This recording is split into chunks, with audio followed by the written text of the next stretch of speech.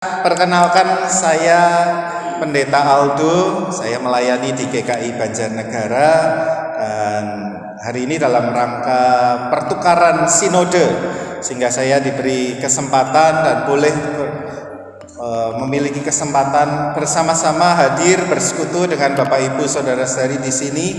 Ini kali pertama saya ke Cirebon juga, dan tentu saja ke GKI Rahmani juga pertama kali. Hari ini saya ditemani dengan istri saya, Bu Tiara. Boleh bangkit berdiri?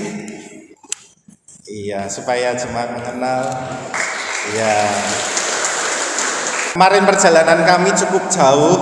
Pertama kali nyetir jauh juga. Pertama kali ke Cirebon, sama-sama perjalanan jauh, dan perjalanannya menarik sekali. Harusnya 4 jam, tapi kemarin sampai kurang lebih 6 jam karena ya berputar-putar gitu ya, dialihkan, ada acara kemerdekaan lah, ada jalan yang rusak, jadi kami harus ya menempuh jalan yang berkelok-kelok, tapi puji Tuhan tetap bisa sampai di sini. Kemarin di jalan udah enggak kebayang kalau sendirian gimana ya, mungkin ini tak nyerah kalau sendiri gitu, tapi berdua bersama-sama, jadi yaudah yuk dijalani terus sampai di tempat ini dengan selamat. Puji Tuhan ya Bapak Ibu.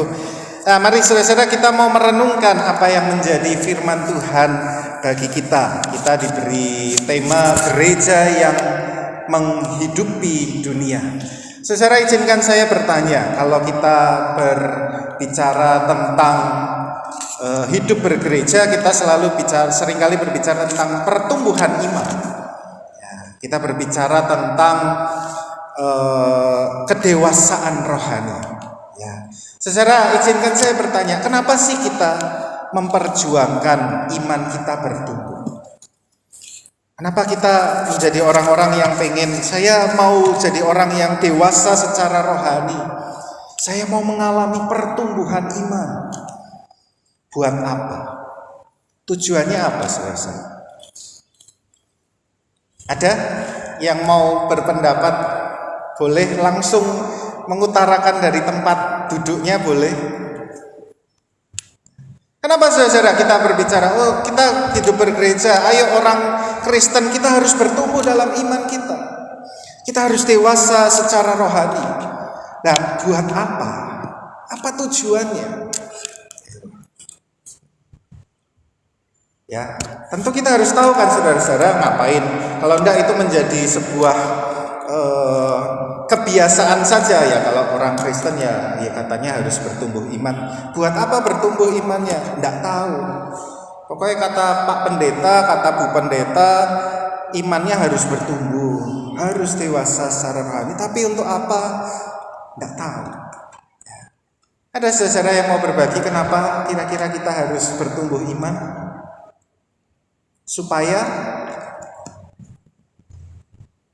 titik. Boleh diisi titik-titiknya? Ya, oke. Diisi dalam hati ya saudara-saudara ya. Sudah diisi dalam hati ya. Tapi saya mau berbagi dari apa yang dikatakan firman Tuhan. Kalau kita sebenarnya mencermati Efesus 6 yang tadi menjadi bacaan kita, di situ sebenarnya kita bisa melihat ada sebuah tujuan. Kenapa sih kita harus bertumbuh di dalam iman kita? Kenapa kita harus menjadi dewasa secara rohani? Boleh dilanjut slide-nya. Saudara, kedewasaan rohani karena kita ini mau dipersiapkan sebenarnya untuk terus berjuang, untuk mengalahkan kejahatan di dunia ini. Kita dipanggil untuk melakukan sebuah peperangan rohani, kalau kita mau memakai istilah itu ya, peperangan rohani. Kita masih ada dalam sebuah perjuangan di dunia ini ya, kita masih dalam suasana kemerdekaan ya. Kita dipanggil untuk memerdekakan bukan hanya diri kita sendiri, tetapi dunia ini dari kuasa si jahat. Kalau kita mengingat tadi bacaan Efesus berkata, ya pertarungan kita bukan lawan darah dan daging. Kita bertempur bukan sama temennya, bukan sama saudaranya, bukan sama tetangganya, bukan lawan kelompok lain yang berbeda dari kita, bukan. Pertarungan kita melawan roh-roh yang di udara, yaitu kuasa jahat. Kuasa jahat bukan hanya bicara soal hantu atau tempat-tempat angker yang katanya ada hantu setannya, bukan, saudara-saudara. Kuasa jahat hadir melalui ketidakadilan di sekitar kita. Kuasa jahat hadir ketika ada kebencian di sekeliling kita. Kuasa jahat hadir ketika orang-orang tidak hidup dalam damai sejahtera, tidak hidup dalam sukacita, tidak mengalami kasih Tuhan di sekeliling kita. Itu si jahat sedang berkuasa di situ, dan kita dipanggil dalam sebuah peperangan rohani untuk dapat menaklukkan itu semua. Bagaimana kita mau menaklukkannya kalau kita tidak bertumbuh di dalam iman kita? Bagaimana kita mau mengalahkan itu kalau kita tidak punya sebuah kedewasaan rohani di dalam diri kita masing-masing? Karena itu kita dipanggil untuk bertumbuh di dalam kedewasaan rohani supaya kita bisa menjadi laskar Kristus, tentaranya Tuhan yang berjuang bersama Tuhan mengalahkan kejahatan di tengah-tengah dunia ini, memerdekakan, kalau mau pakai istilah itu, nah kita masih suasana 17-an sebenarnya ya saudara, memerdekakan dunia ini dari belenggu kejahatan. Ya, itu yang menjadi tema kita, gereja yang menghidupi dunia. Saya agak sedikit bingung maksudnya dengan istilah ini, gereja yang menghidupi dunia. Mungkin maksudnya lebih baik gereja yang menghidupkan dunia. Melalui kita sebagai gereja, kita menghadirkan kehidupan yang baik di tengah-tengah dunia ini. Dan itu terjadi ketika kita hidup dan berada bersama dengan Tuhan. Nah saudara, bagaimana mewujudkan ini? Mari kita melihat bacaan Injil kita.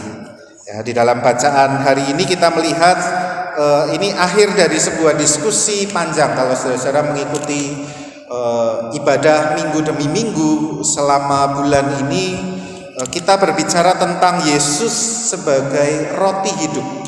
Ya, bacaan Injil kita dari Yohanes 6 aja, dari awal sampai akhir, mulai dari Yesus memberi makan 5.000 orang dengan 5 roti dan 2 ikan, sampai kemudian berbicara diskusi tentang roti. Orang mencari roti, jangan cuma roti jasmani, tapi carilah roti yang dari surga. Mereka kira roti mana?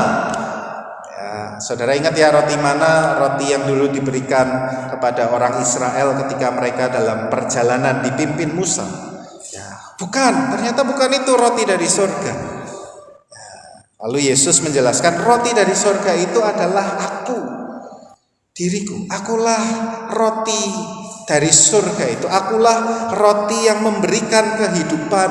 Karena itu kalau engkau mau hidup, kalau engkau mau punya kekuatan, kalau engkau mau melangkah ya, menjadi dewasa, bertumbuh dengan baik, makanlah aku. Makanlah roti hidup ini.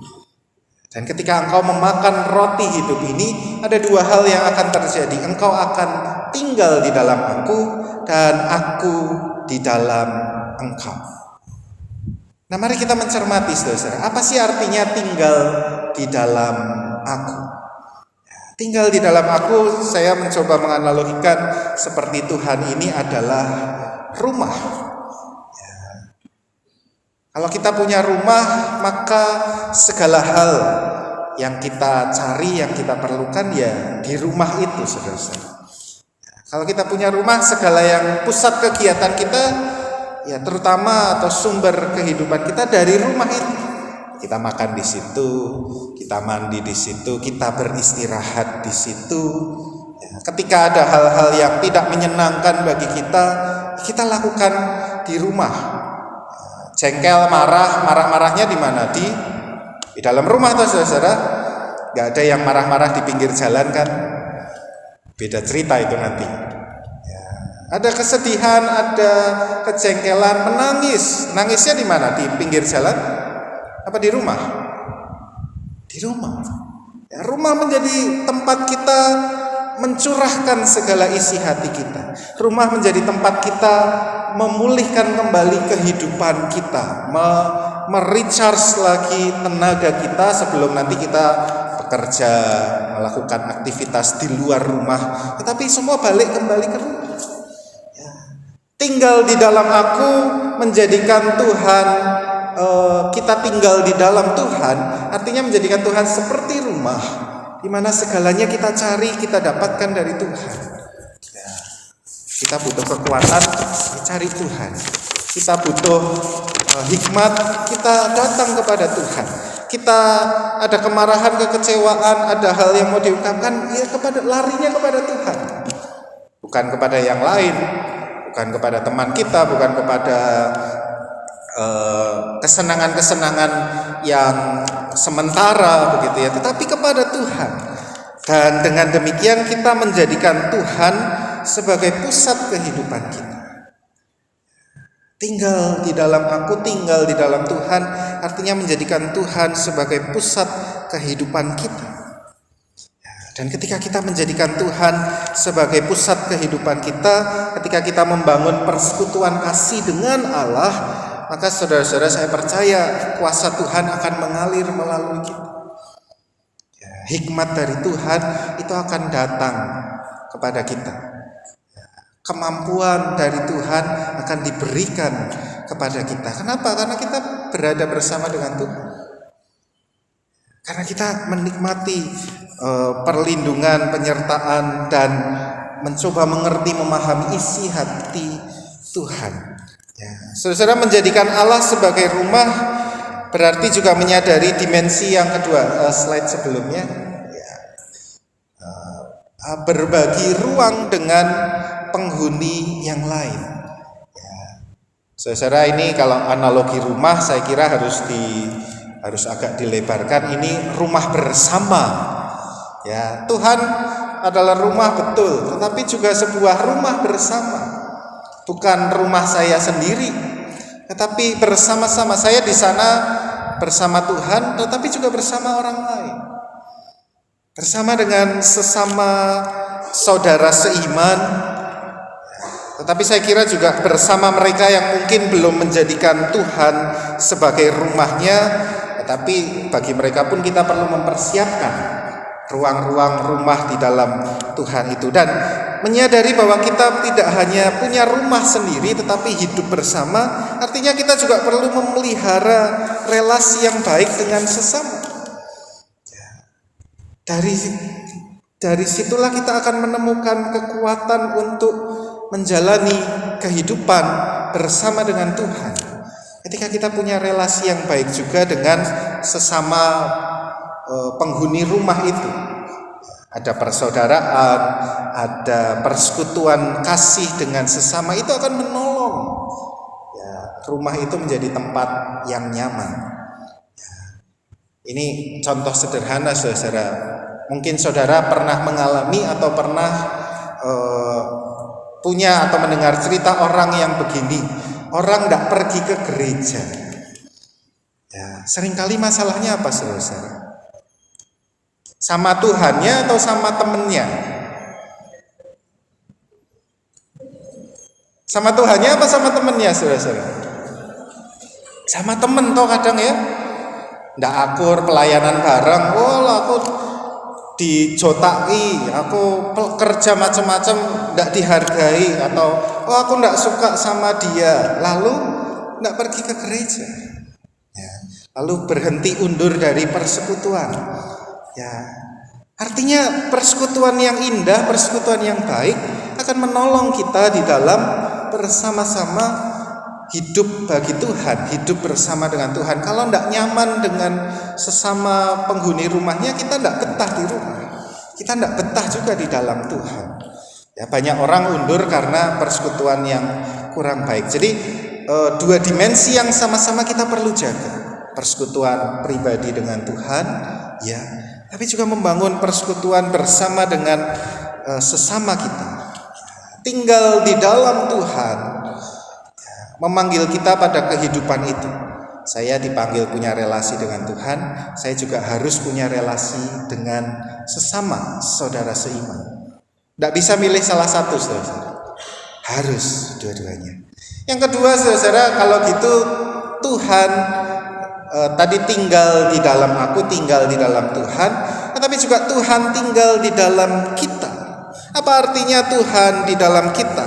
Nah, ini seperti perumpamaan roti yang saya kira minggu lalu juga sudah sempat dibicarakan atau menjadi perenungan minggu-minggu kemarin, bahwa roti Yesus sebagai roti yang kita makan artinya memberi kita kekuatan. Ya, kalau kita mau makan, mungkin kalau kita bukan roti lah ya saudara, tradisi kita kan nasi ya. Kalau makan roti masih bisa lapar lagi, tapi udah makan nasi baru kenyang.